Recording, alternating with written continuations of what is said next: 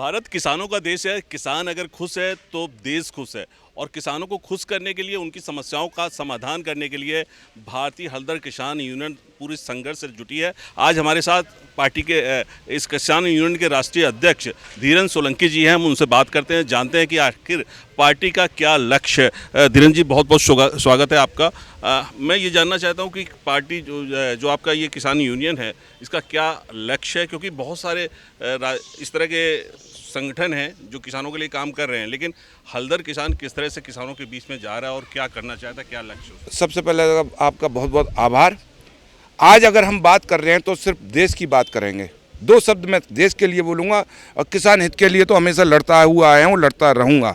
लेकिन आज जो बात करेंगे, जो पहलगाम में अटैक किया गया आतंकवादियों द्वारा, जिसमें हमारे 27 पर्यटकों की हत्या की गई है, मैं उन नपुंसकों से कहना चाहता हूँ, उन कायराना हरकत के लिए, कि आपने जो अपने परिवार के साथ गए हुए लोगों के पर जो कातिलाना हमला किया, उसके लिए मैं सरकार से अपील करता हूं कि जो हमारे 27 लोगों की हत्या की गई है, उसके बदले में हमें 2700 लोगों की हत्या चाहिए, चाहे हमें इसके लिए किसी भी हद तक जाना पड़े।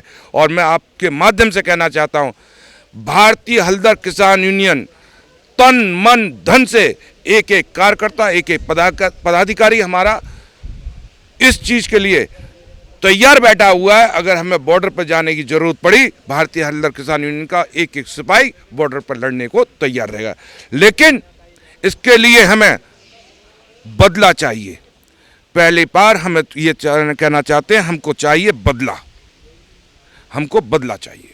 धीरेन्द्र जी, बहुत सारे किसानों के मुद्दे हैं। लगातार सरकार बनी, भारतीय जनता पार्टी की कई बार बनी, और जो 13 सूत्री उनकी मांगें थी उनको लेकर, और ख़ास करके कानून बनाने की मांग थी एमएसपी को लेकर।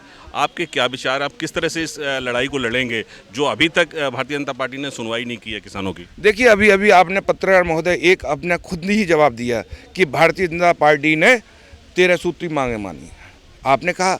लेकिन मैं आपसे कहना चाहता हूँ, 2014 के घोषणा पत्र में उसमें लिखा हुआ था किसान आयोग का गठन किया जाएगा। जब आप 2014 से आज 2025 हो गई, क्या किसानों को आपने लॉलीपॉप दे रखा है? जब भी किसी को सरकार बनानी होती है, सरकार को वो किसानों के बीच में आके लॉलीपॉप दे देती है। हम अपने अधिकार की लड़ाई लड़ने के लिए बिल्कुल तैयार बैठे हों, और हम गांव-गांव जाके अपने किसान देवताओं को, अन्य देवताओं को जागरूक कर रहे हैं। एमएसपी का जो कानून है उस पर सरकार कोई कदम नहीं उठा रही है। कई बार उसकी सरकार बन चुकी है भारतीय जनता पार्टी की।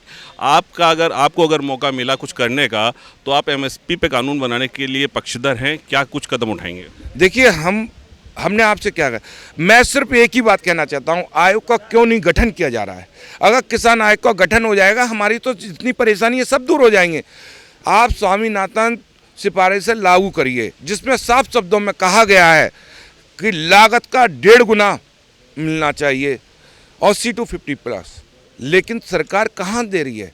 इस चीज़ को क्यों नहीं कर रही है? हम तो ये कह रहे हैं, आपने आयोग कम बहुत बना रखे हैं, आप किसान आयोग क्यों नहीं बना सक रहे? जो देश की रीढ़ की हड्डी है, जो किसान अन्न देवता है, जो लोगों को पेट पालता है और खुद भूखा रहता है, आप उसके लिए कुछ नहीं करना चाहते हैं। आप सरकार सिर्फ यही चाहती है, हमारा किसान जो है फटा कुर्ता पहना हो, गंदी धोती हो, टूटी साइकिल हो, आप उसके लिए क्यों नहीं करना चाहते हैं? वो अपना सरकारी स्कूल में पढ़ाता रहे अपना। मैं आपके माध्यम से कहना चाहता हूँ, एक तो सरकार नौकरी तो दे नहीं रही है, निजीकरण के रूप में जो विद्युत विभाग को भी लिया जा रहा है, और उसमें कौन लोग हैं? हमारा किसान, हमारे बच्चे जो संविदा पे लगे हुए थे, उस पर लगे हुए, उन लोगों की नौकरी भी छीन ली जा रही है। आप नौकरी दे तो रहे नहीं है, छीनने का काम कर रहे हैं। एक बार मैं जानना चाहूँगा, किसान हलदर जो आपका यूनियन है, उसकी क्या प्रमुख मांगे हैं सरकार से किसानों के हित में? देखिए, हमारी प्रमुख मांग यह है, भारतीय हलदर किसान यूनियन चाहता है किसान आयोग का गठन हो।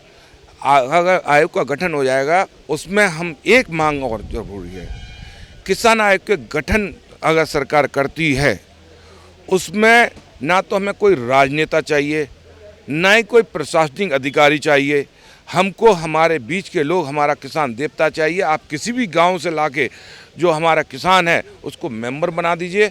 हम ये नहीं कहते किसान संगठन में से आप लीजिए, हमारा कोई लालच नहीं है।